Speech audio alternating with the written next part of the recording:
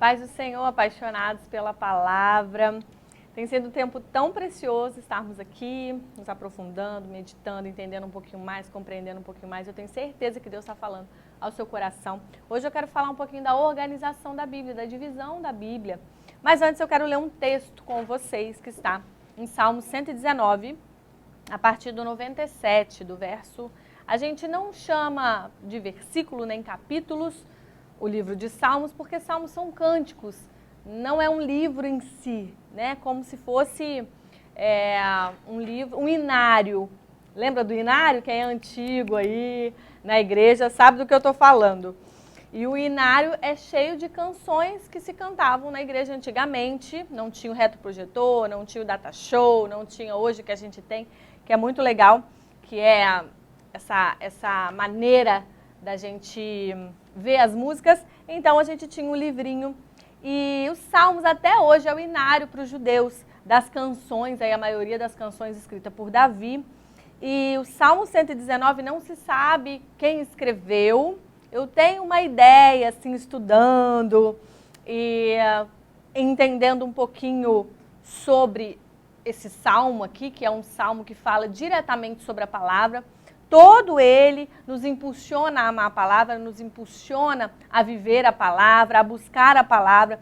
Então, eu imagino, não tem nada comprovado, os teólogos não chegaram a uma conclusão, mas eu imagino que possa ter sido Esdras, por causa desse desejo de buscar a palavra, dessa decisão que ele tomou de organizar o Antigo Testamento, levar as pessoas a se voltarem para a palavra, e a maneira de escrever também é bem parecido com os livros que Esdras escreveu, que é os livros de crônicas e o livro de Esdras, tá?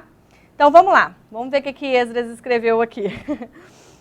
A partir do 97. Quanto amo a tua lei, é a minha meditação todo dia. Olha, todo esse salmo fala da palavra, como eu já coloquei para vocês, e eu quero motivar você a ler esse salmo pelo menos uma vez por mês. É grande, mas vale muito a pena. Deus vai gerar algo no seu coração, vai trazer uma explosão, uma paixão, que depois você me conta essa experiência que você vai ter com o Salmo 119. E esse verso especificamente fala sobre esse amor, fala sobre essa paixão, fala sobre essa entrega, fala sobre meditar na palavra. E a palavra meditar no original, ela é bem parecida com a nossa palavra no português, ruminar. Sabe o processo de ruminar? Você que já morou na fazenda, trabalhou na fazenda, sabe aí como é que a vaca faz? Ela come o mato, o alimento, ela mastiga, engole. Aí o alimento volta para a boca dela, ela mastiga, engole. Ela faz esse processo algumas vezes. E o processo de meditar na palavra precisa ser assim. Por isso que esse salmista, quem escreveu esses salmos, provavelmente Esdras, ele nos dá uma chave aqui muito importante para que a gente se aprofunde ainda mais, para que a gente deseje ainda mais, porque até esse desejo pela palavra é o Senhor que coloca em nós, é a palavra que coloca em nós. Então é um ciclo, né? Você vai lendo, a palavra vai gerando, porque de nós mesmos a gente não quer, gente. Quantas vezes eu, vamos ler a palavra e dá sono, e você fica cansado, ai não quero, começa, aí faz aquele projeto, começa o ano. Aí começou o ano, eu vou colocar aqui a minha lista de coisas para fazer no próximo ano. E a primeira coisa, ler a Bíblia toda, não é assim? Tenho certeza que é. E aí você começa lá em Gênesis, todo feliz, todo alegre. Quando chega lá em Levítico, Números, vai te dando um cansaço, um sono. Ah, deixa para depois. Resumindo, chega no final do ano, a maioria das pessoas não leem a Bíblia, não meditam na Bíblia, não são alimentados, não são renovados, porque o quanto a Bíblia pode fazer por nós. Eu vou dar uma lista para vocês aqui de coisas no nosso próximo encontro. Então, você tem que estar ligadinho aí em todos os encontros que a gente tem aqui. Eu vou dar uma lista de coisas para você do porquê ler a Bíblia, o que a Bíblia faz com a gente, o que ela pode trazer na nossa vida, ao nosso redor, na nossa família, nas circunstâncias que a gente vive. Aguarde que daqui a pouco a gente vai trazer isso aí. Mas esse texto aqui, ele fala sobre meditar todos os dias. Aprofundar na palavra todos os dias. Por quê? Primeira coisa, por amor, por entrega. porque você ama o Senhor. E a maneira de conhecermos ao Senhor é através da palavra. E aí a meditação é todo dia, porque é ruminar. Você lê um texto, você pensa, você para, você fica ali ruminando, tentando entender. Aí você busca, o que significa essa palavra aqui? O que talvez significa essa daqui no original? Porque às vezes está aqui, mas no original, por exemplo, mesmo a palavra amor. No nosso idioma, amor é tudo amor. Eu amo chocolate da mesma forma que eu amo o meu filho. A gente usa a mesma palavra. Mas no hebraico e no grego são palavras diferentes, tem várias palavras para amor. Então talvez nesse texto aqui eles usam um amor diferente, sabe? Então assim, é por isso que é importante ruminar, você tentar entender, você buscar nos dicionários, você buscar em livros de grandes teólogos, grandes homens e mulheres de Deus que gastaram a sua vida. Hoje eu sei um pouquinho mais, né, um pouquinho o que é isso, eu tenho escrito, né, estou escrevendo um livro já há algum tempo sobre a Bíblia, já chega para vocês também, e assim, parece que não acaba. Eu vou meditando, eu vou entrando num caminho, eu vou entrando no outro, eu vejo um texto, aí daqui a pouco eu ligo com outro texto, eu falei, não, eu tenho que deixar isso aqui, tem que dar continuidade, senão eu vou ficar a vida toda.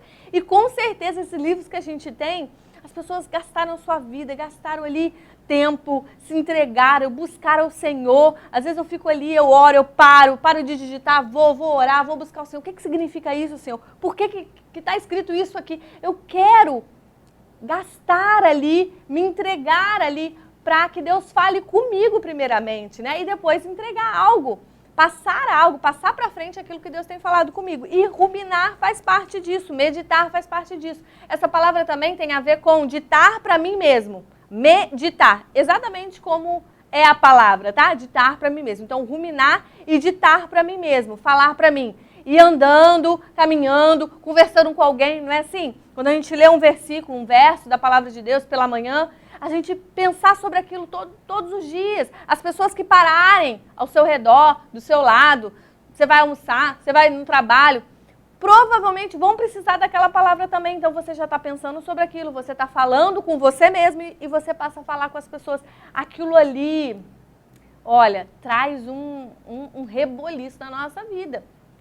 E o meditar precisa ser constante na nossa vida, por amor, por entrega ao Senhor.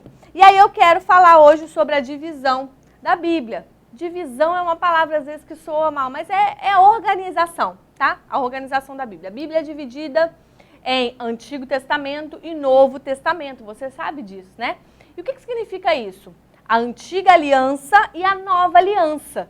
Deus tem duas alianças aí, uma é a Antiga Aliança com o povo de Israel, os descendentes de Abraão, que a gente já falou um pouquinho aqui, e a Nova Aliança com o novo Israel, a igreja, nós.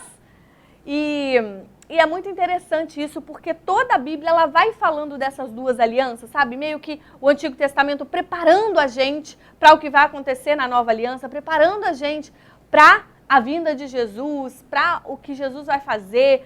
Por quê? O tema central da Bíblia é Jesus. Em todos os livros da Bíblia nós vamos identificar Jesus de alguma maneira. Quando a gente estuda na bibliologia, eu já indiquei para vocês aqui fazerem bibliologia, porque aqui a gente dá só uma passada, mas na bibliologia, cada livro que você vai estudar ali, a primeira coisa que os professores vão falar com você, ó, nesse livro, por exemplo, em Esdras, em Crônicas, em Reis, está estudando lá Levítico. Em Levítico, Jesus é visto como sacrifício perfeito, entendeu? Então, em Gênesis, o descendente da mulher, aquele que vai esmagar a cabeça da serpente. Cada livro, né, Êxodo, a Páscoa, todos os livros, Jesus é visto de alguma maneira. Então, já está preparando, o Antigo Testamento, a Antiga Aliança está preparando para tudo aquilo que viria depois com Jesus. Então, Antigo Testamento, Novo Testamento. O Antigo Testamento, nós temos ali 39 livros maravilhosos. É claro, como eu falei, que foram escritos muitos outros livros. Tanto é que na Bíblia Católica, vocês sabem, nós temos 7 livros a mais no Antigo Testamento, que são os chamados livros apócrifos, deuterocanônicos, aqueles que foram acrescentados depois da organização já feita, depois da organização dos judeus e depois até mesmo do nosso cânon, o cânon protestante já fechado. Então, depois da reforma, eles se fizeram um concílio, se organizaram, e acrescentaram, por isso deuterocanônico, tá? Acrescentados depois. Mas são livros de história, assim, eles não conectam muita coisa ali com o Pentateuco, por isso foram retirados, mas eles são livros históricos, dá pra gente entender algumas coisas, algumas conexões entre o Antigo e o Novo Testamento, entre essa história aí do que aconteceu nesses 400 anos. São livros históricos, mas não chamamos de livros inspirados, porque não entraram no cânon. Então nós temos 39 de Gênesis a Malaquias, e no Novo Testamento nós temos 27 livros de Mateus a Apocalipse. E essas duas divisões também têm subdivisões dentro dessas duas divisões. No Antigo Testamento nós temos uma divisão aí muito legal que eu chamo de 5:12, 5:5:12, tá? Para você gravar. 5:12, 5:5:12. Repete comigo. 5:12, 5:5:12. O que é isso, pastora? São as subdivisões dentro da divisão do Antigo Testamento. 5, os primeiros 5 livros, Pentateuco. Depois, 12, os 12 livros históricos, começando com Josué. 5:12, 5:5:12. Aí nós temos 2 grupos de 5. Os históricos, os poéticos, tá? Que são esses livros aí, incluindo salmos, livros de canções, de cânticos, de conselhos, de Salomão. Muito legal. Depois nós temos 5:12, os últimos 2 grupos, que é profetas maiores e profetas menores, os 12 últimos livros do Antigo Testamento. No Novo Testamento nós já temos um outro formato, uma outra subdivisão, que é 4:1, 13:8:1. Repete comigo, 4:1, 13:8:1. Só para você gravar aí na hora de buscar, de pesquisar, talvez você fique em dúvida, o que é no Antigo, o que é no Novo, tá? Então, 4 livros que eu chamo de biográficos, que é Mateus, Marcos, Lucas e João. 1 livro histórico, 13 cartas paulinas, 8 cartas gerais e 1 livro de revelação, o Apocalipse. Então, 4:1, 13:8:1, Novo Testamento, 5:12, 5:5:12.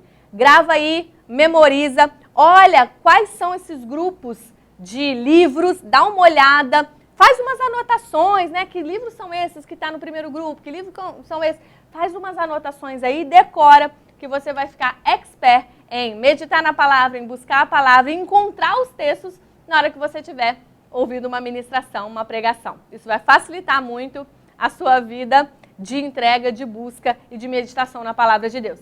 Fica com Deus, a paz do Senhor, até o nosso próximo encontro.